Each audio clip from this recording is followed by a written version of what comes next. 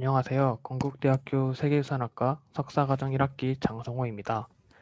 세계유산 최종 보고 발표를 시작하도록 하겠습니다. 우선 시작은 핑야오 고대도시 명청에서 현대까지라는 타이틀로 정했습니다. 핑야오는 지금까지 역사적 경관을 가지고 있고 그 문화와 전통이 그대로 전해지고 보존해오고 있으며 앞으로도 그러길 바라는 마음에서 이렇게 지었습니다.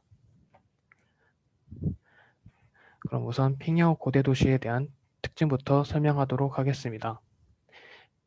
핑야오 고대도시는 중국 산시성 핑야오현에 위치해 있으며 1997년 세계유산으로 등재되었습니다. 세계유산 등재 기준으로는 2번, 3번, 4번 기준을 매겼으며 2번은 오랜 세월에 걸쳐 또는 세계의 일정 문화권 내에 건축이나 기술 발전, 기념물 제작, 도시 계획이나 조경 디자인에 있어 인간의 가치의 중요한 교환을 반영하는 것.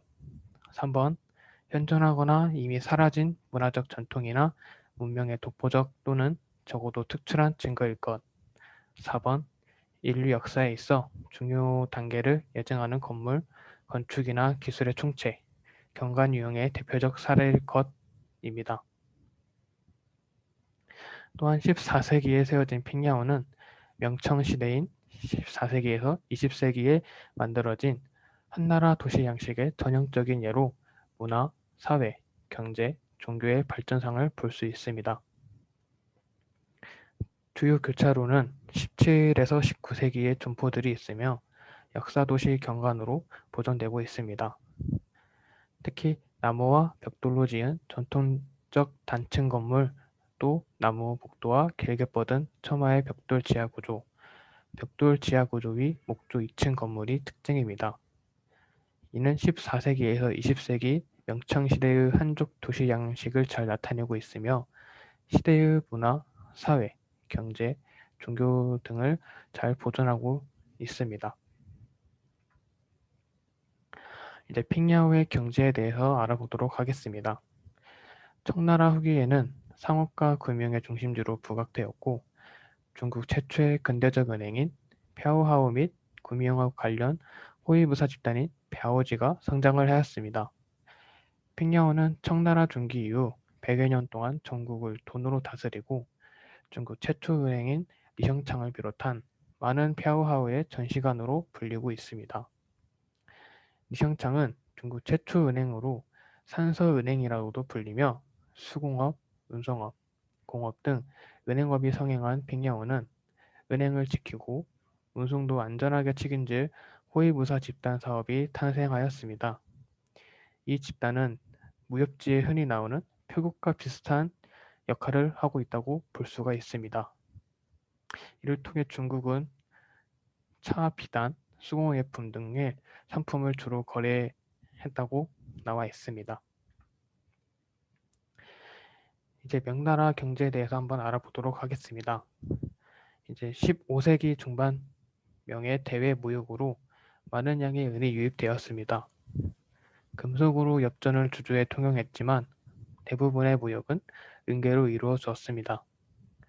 은계의 순도와 크기, 무게가 모두 달라 화폐가 아닌 기금속으로 취급되었으며 테일이라는 중국 전통 단위로 계산되었습니다.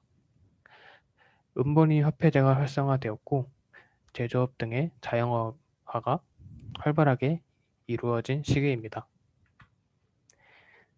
다음은 청나라 경제입니다.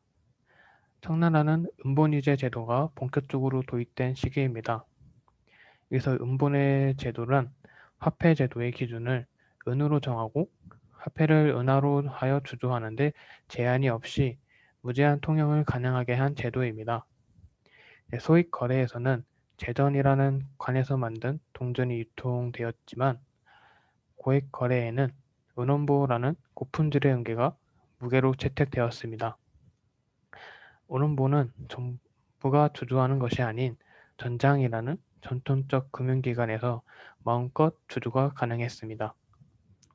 오른쪽에 보이는 사진이 은원보의 모습입니다. 특히 명대 중엽 이후 상인들이 집단을 조직하여서 전국적 규모로 상권을 장악하기 시작했습니다. 그 대표적인 집단으로는 10대 상인 집단이 있습니다. 산서상인, 산동상인, 섬서상인, 휘주상인, 동정상인, 용유상인, 영파상인, 강서상인, 복건상인, 강동상인이 대표적입니다. 산서상인은 소금, 양식, 비단, 면포, 금융, 목재, 철기, 차, 모피를 취급했으며 산동상인은 소금, 양식, 해산물, 면포, 가축, 금융을 주로 취급했습니다. 또한 휘주 상인 같은 경우에는 소금, 양식, 면포, 차, 목재, 금융, 먹, 붓, 종이 등을 취급했으며 이 말고도 염료나 과일, 도자기, 목재, 담배, 서책, 사탕, 해외 무역 등 다양한 품목의 물건들을 취급한 것을 알 수가 있습니다. 청나라 상인의 모습을 한번 확인해 보도록 하겠습니다. 오른쪽에 보이는 모습이 청나라 상인인데 육합통일모라는 과피모자라 불리는 모자를 쓰고 있습니다.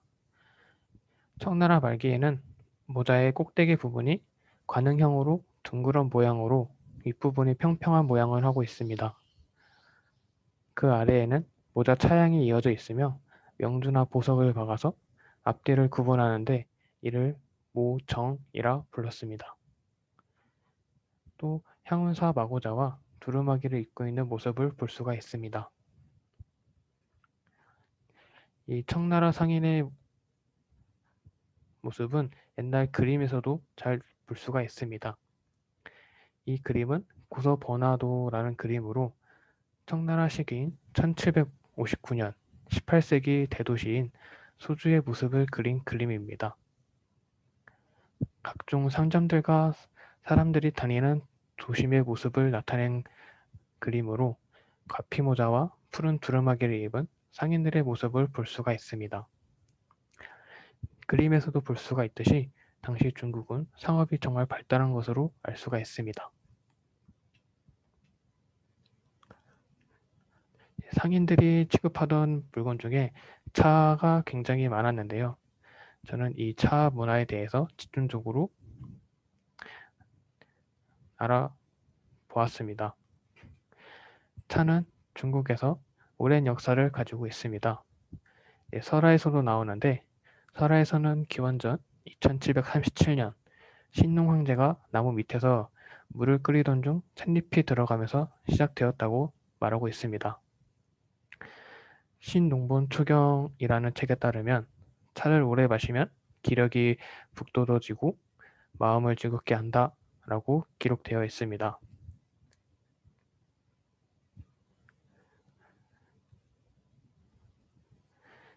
이제 또 신농이 하루 100가지 초목을 맛보았는데 하루는 72가지의 초목을 맛보다 독이 든 초목을 먹고 실신했고 온갖 초목을 사용해 해독제를 만들었으나 회복되지 않았고 차를 마시고 해독됐다라는 구절이 있습니다. 이를 통해 차에 대한 중국인들의 생각과 그 종류의 발음에 대해서도 생각해 볼 수가 있습니다. 또한 사마천의 사기에 따르면 춘추 전국 시대에 한족과 소수민족에 의해 본격적으로 차를 재배했다고도 전해지고 있습니다. 중국의 당대 이전의 차에 대해서는 알려진 것이 거의 없지만 불교를 숭상하던 당나라는 태평시대를 맞이하면서 불교 문화의 상징이라 할 수 있는 차를 발전시켰습니다. 당나라 시대의 차는 약용이 아닌 즐거움과 번뇌를 덜어주는 음료로 자리를 잡기 시작했고 이는 가정에서도 차를 준비하고 접대하는 예절 문화까지 발전했으며 차의 용어도 점차적으로 장착을 했습니다.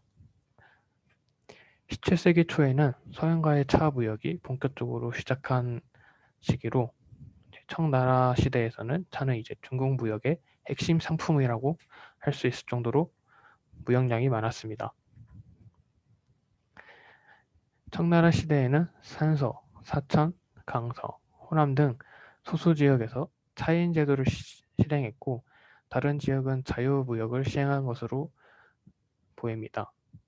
여기서 차인 제도란 차를 파는 상인에게 관하에서 발급해주는 매매 허가증으로 당시 청나라에서는 차를 파는 행위에 국가가 개입했던 것으로 보입니다. 특히 당나라 시대에서는 육도자다법이라는 찻잎 빻기, 물 끓이기, 찻잎 넣기 등의 6가지 단계의 차를 만드는 과정이 있었고, 송나라 시대에는 어린 차 순을 가려서 찐 다음 수분과 진액을 짜내 곱게 갈아서 벽돌 모양과 떡 모양 등으로 만든 단차가 유명했습니다. 명나라 시대에 들어서는 태도 주원장이 단차의 공납을 금지하고 녹차의 산차를 애용하면서 찻잎 자체만을 우려내는 방식의 포다법을 유행시켰습니다. 또한 청나라에는 명대의 차의 제조법인 초천법이 쓰였는데, 초천법이란 솥에서 찻잎을 발효시키는 방법으로 녹차의 제조가 시작되었다고 할 수 있습니다. 이를 통해 중국은 생활문화로 차를 마시는 습관이 있다고도 할 수가 있습니다. 이제 차의 제조 방법에 대해서 알아보도록 하겠습니다. 차는 일반적으로 돈백나무과의 차나무에서 어린 잎을 따 가공하려 만든 찻잎이나 찻잎가루 혹은 차 덩어리를 의미합니다.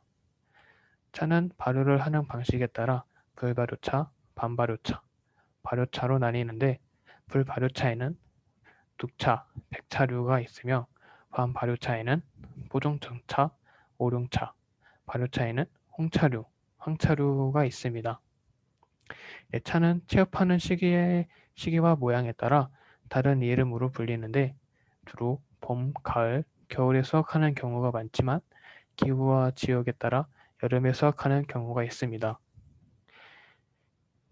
이제 그 용어로는 명전차, 우전차, 세작, 중작, 대작이 있습니다.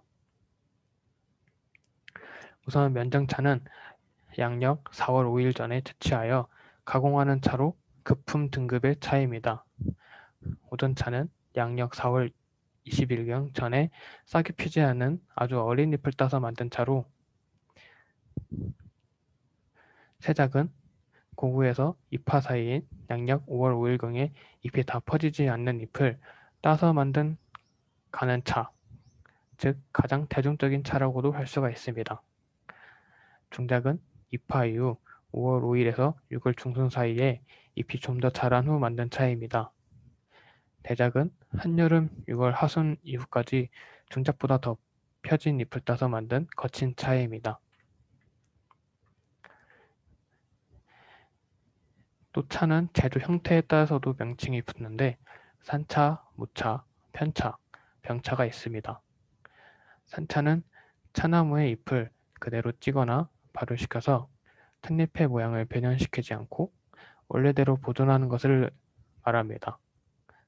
모차는 맷돌에 갈아서 만드는 것으로 현재는 기계로 갈아 분말로 만들고 송대에 가장 유행했지만 제조 방법이 복잡하고 까다로워서 회단이 많았습니다.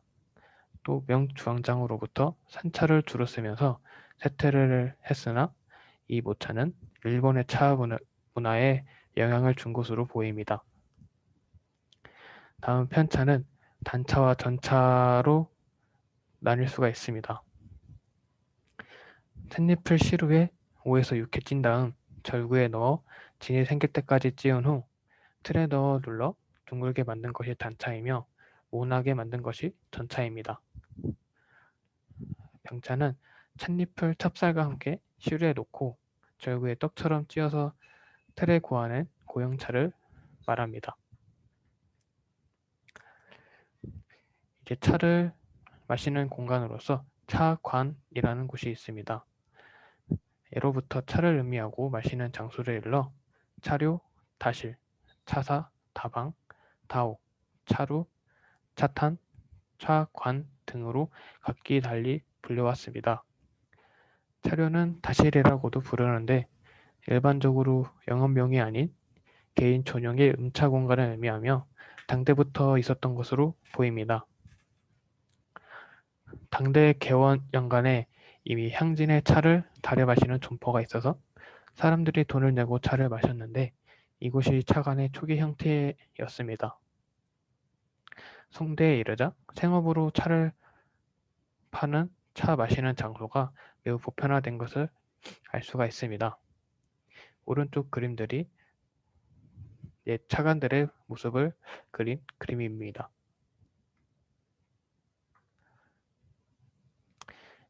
이제 저는 이 차를 가지고 전시 기획을 해야 하는데 전통 차관 전시관을 기획했습니다. 이 전시에서 이제 가장 중요한 것은 전통 차를 단지 마시고 보는 것만이 아닌 당시 거리의 모습과 건축물에 남아있는 핑야오에서 조금이나마 옛 문화와 경관에 대해 알 수 있도록 하는 것입니다. 전시 관련 사람들은 당시 상인의 모습을 통해 그때의 모습을 보여주도록 계획을 했고, 전시는 전통차를 만드는 모습과 과정, 찻잎의 모양, 향, 맛 등을 체험 가능한 공간과 역사와 제조법, 종류 등을 적은 해설판을 붙인 공간을 따로 구별하는 것으로 계획했습니다.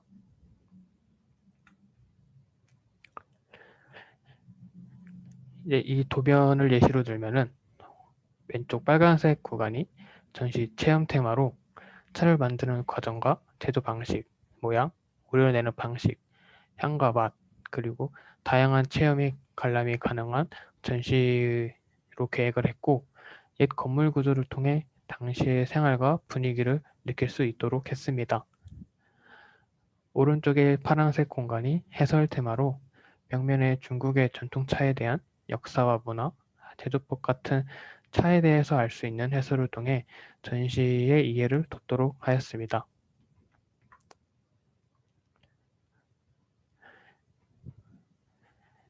이제 중요한 것 중 하나인 위치 선정과 대상 선정에 대해서 말씀드리도록 하겠습니다. 우선 위치 선정에 있어서는 전시관의 위치로는 핑야오의 옛 경관의 모습을 잘 보존하고 있는 거리가 가장 적합하다고 보고 있습니다. 당시의 거리와 건축물이 온전히 남아있어 전시 분위기에 어울리는 곳이며, 핑야오 고대도시 관광지도에서는 주요 거리 주변에 당시 구명기관과 사원 등 주요 건물들이 있는 것을 알 수가 있었습니다. 이를 통해 당시 사람들도 이 주요 거리를 다니면서 생활했던 것으로 추측이 가능하고, 주로 전시 대상으로는 핑야오 고대도시의 경관을 보러 온 사람들로 이제 거리를 다니면서 휴식과 동시에 전통 차 문화에 대해서도 알릴 수가 있습니다. 또한 핑야오의 옛 모습을 상상하면서 관광이 가능한 것으로 보고 있습니다. 이제 결론으로 말씀드리면은 핑야오 고대 도시는 한나라 도시 양식부터 명청 시대의 문화, 사회, 경제, 종교 등의 발전상을 보여주는 곳입니다. 이를 통해 당시의 문화나 경관을 조금이나마 감접적으로 경험하고 볼 수 있는 곳으로, 이번 전시 테마는 핑야오라는 역사적인 곳에서 전통 문화에 대한 체험을 통해 역사적인 의미와 그 이해를 높이고자 했습니다. 또한 단지 보는 것만이 아닌 직접 보고 느끼면서 당시 문화에 대해 더 알 수 있도록 계획을 했습니다. 이러한 차관이 현재의 카페처럼 휴식 공간이나 모임, 커피를 마시는 것처럼 당시에도 사람들끼리 모여서 얘기를 나누며 차를 마시고 쉬는 그런 공간이지 않을까라는 생각이 들면서 이번 콘텐츠 최종 보고를 마치도록 하겠습니다. 감사합니다.